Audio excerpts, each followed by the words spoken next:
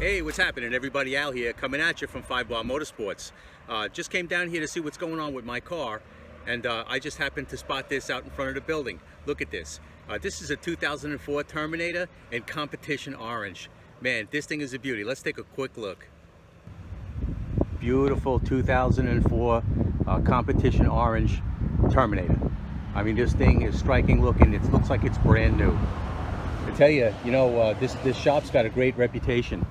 People bring some really nice cars down here to be modified, and once they're done, they leave here, just doing exactly what they're supposed to be doing, making big power. All right, guys, we're here in the engine room, and as you can see, my motor is together. I got Joe with me. He's the master mechanic and the brains of the whole operation over here. So what's happening, Joe? How's it going? Not too bad. Just getting your motor all ready to get back on the cradle and get up in the car. So. All right, cool. Yeah, so you worked on it just for the past couple of days. You got it all together. It's looking good. Yeah, got it all timed up. Got the cylinder heads on. Everything's good to go. So. All right, cool. All right, let's take a close look. All right, you can see Al's motor's all sealed up. We got everything timed up. We got all new gaskets and seals and everything. Got the high pressure fuel pump on. Still need to throw water pump and other things on, but it's ready to go in the cradle and start going back together. Yeah. All right, here's a look at the Gen 3. She's all assembled. This is the Live-Noise engine. And this is an opportunity to look into the value of the motor. We'll turn this way and you can see here's the fuel lines for the direct injection. Here's the injectors here, right? And if you look here, 1, 2, 3, and 4 knock sensors. This is what the Gen 3 looks like. I didn't mention we needed to get a new oil pan because the old one was full of metal. So we got a new one. And this baby is getting ready to go in the car. Well, there it is, guys. It's been a long time coming. We've been waiting for, I don't know, something like almost 2 months to get this motor in the car. But we're getting it together and we're getting it in the car. But I got something else to talk to you guys about. We got some good news. Check this out. All right, everybody. So finally, we got the engine together and we're getting it ready to put it back into the car. Now, I just want to go back a little bit and talk a little bit about some of the things I did back in 2018. I really wanted to put a supercharger on this car. I wanted to put turbos on the car. There was a lot of things I wanted to do. And the more I looked at it, the more I realized that I really wanted something that was warranted. And it came down to either the Whipple kit, the Stage 1 kit, or the Ford Roush kit that also came with a warranty. And it was kind of a toss-up between the two. I wasn't really sure which one was the right one. But I ended up going with the Whipple because really, looking at the Roush blower, the intercooler that sits underneath the blower in the valley of the motor, it's kind of cramped in there, and it just didn't look like an efficient enough unit for me. So then I looked at the Whipple. I talked to the people at Steeda, and they advised me to go with the Whipple and get the Stage 1 and go with their warranty. So that's what I did. I got the Whipple, I got the warranty, and I thought I was covered, or at least I had some coverage. And, fast forward to today, in January of 2019, something happened to the motor. The car was running great up until then. The dyno numbers that it made were actually very consistent with dyno numbers that I've seen for that kit on other cars. Palm Beach Dyno did a couple of pulls on a car that had the same kit on it and nearly made the identical numbers. So that pretty much confirmed that my car was running right. Why the piston blew? I have no idea. Why that piston broke?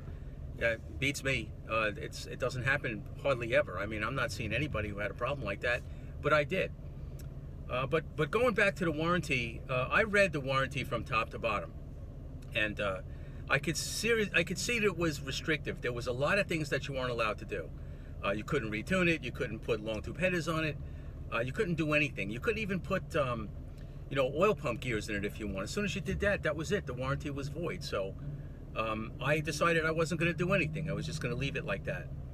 And it ran pretty good. I had a lot of fun with it. But then something went wrong. And, it was a good thing that I didn't play around and try to retune it and put some things on it that would void the warranty and then try to take them off and put them back on and, bring it in and have them try to honor the warranty, I personally don't think it's good to play games like that. So I left it alone, and it's a good thing I did. So I brought the car to 5 Bar.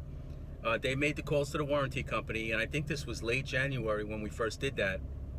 And it took a while. They wanted to see the bore scope. They wanted the head to come off. Then then they allowed us to pull the motor down and drop the subframe and do it that way. And then they wanted to see the piston. So we had to pull the piston out. All of these costs I'm incurring.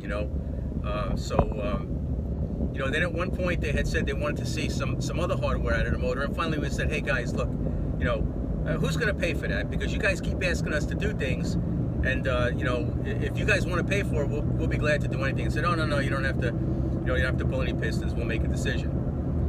So now weeks went by after we pulled that piston, and I'm starting to get a little nervous at this point, and I'm getting a little out of control, And the guys at 5 Bar, I gotta say, they were great. They settled me down. They said, Al, don't worry about it. We're working on it. Everything's gonna be okay. And so I left it alone, and they took care of everything. So fast forward to today. We just got the fax. We got the repair authorization. Whipple's gonna cover everything up to the liability limits. So Charter actually did the right thing. But I did the right thing. I never did anything to this car to void that warranty. So with a piston that looks like this, look at this piston. Okay, that's a failed, internally lubricated part. And if you look at the Whipple warranty, internally lubricated parts are covered under the warranty. And if a damaged internally lubricated part damages the block or the head or something like that, it'll cover those components too. So, my opinion about this Charter warranty. I'm gonna say, it was a frustrating thing, but you got to keep you cool and you got to let things run their course. And the most important thing is to not call the warranty company yourself. Let your mechanic do it. Let him handle it. And if all goes well, and all the honest people are honest, and everybody's doing the right thing, you should be covered under the warranty. So we got the repair authorization. They're gonna cover the short block. Basically, you only get up to, it's a limited warranty, you only get up to $5,000. So that's what they're going to pay out, and that's going to cover a big part of the cost. So I'm really happy about that. It was my decision to go with stage 1 and buy the warranty, and it turned out to be a really good thing. So so now we're going to get the car together and get it running and have some more fun with it. So there's a lot more to come. Stay tuned. So thanks for watching, guys. We'll talk to you later.